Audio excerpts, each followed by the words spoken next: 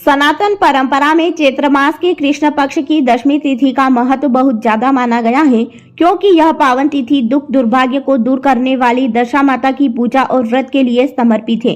इस दिन सुहागिन महिलाएं दुख दारिद्र्य को दूर करने और अपनी आर्थिक स्थिति को मजबूत बनाने की कामना लिए हुए दशा माता का व्रत विधि विधान से करती है। हिंदू मान्यता के अनुसार दशा माता की पूजा से जुड़ा जो व्रत व्यक्ति को तमाम बड़े संकटों से उबार कर सुख सौभाग्य और समृद्धि प्रदान करता है। आइए उसकी पूरी पूजा विधि और धार्मिक महत्व को जानें। हिंदू मान्यता के अनुसार दशा माता का व्रत चैत्र मास के कृष्ण पक्ष की दशमी तिथि को रखा जाता है और यह पावन तिथि इस साल 13 मार्च 2026 को प्रातःकाल 6:28 से प्रारंभ होकर पूरी रात्रि तक रहेगी। उदया तिथि के अनुसार ऐसे में यह व्रत 13 मार्च को ही किया जाएगा। इस दिन अभिजीत मुहूर्त दोपहर 12:07 से लेकर 12:55 तक रहेगा।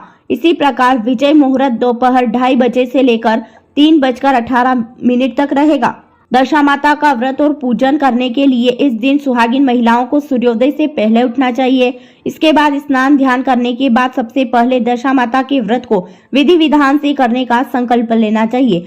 इसके बाद महिलाओं को अत्यंत ही पवित्र माने जाने वाले कच्चे सूत से बने 10 तार वाले डोरे को हल्दी में रंगना चाहिए। फिर इस डोरे में 10 गांठ लगा देना चाहिए। इसके बाद महिलाओं को पीपल के पेड़ के तने में 10 बार कच्चा सूत लपेटते हुए परिक्रमा करना चाहिए। फिर दशा माता का प्रतीक माने जाने वाले 10 गांठ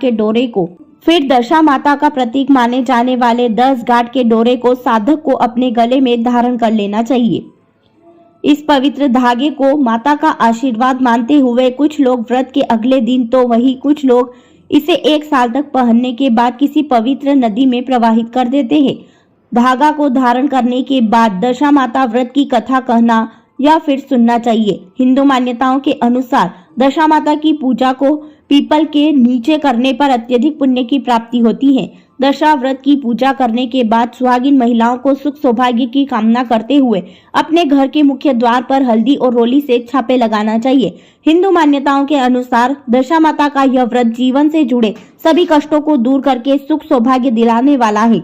दशा माता के आशीर्वाद से व्यक्ति की दशा में सुधार होता है और उसके सभी बिगड़े काम बनने लगते हैं। इस व्रत को विधि विधान से करने पर व्यक्ति की आर्थिक स्थिति मजबूत होती है और उसे पूरे साल धन की कोई दिक्कत नहीं होती है।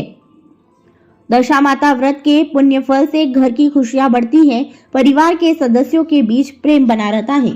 देखते रहिए हमारे साथ MP7 न्यूज।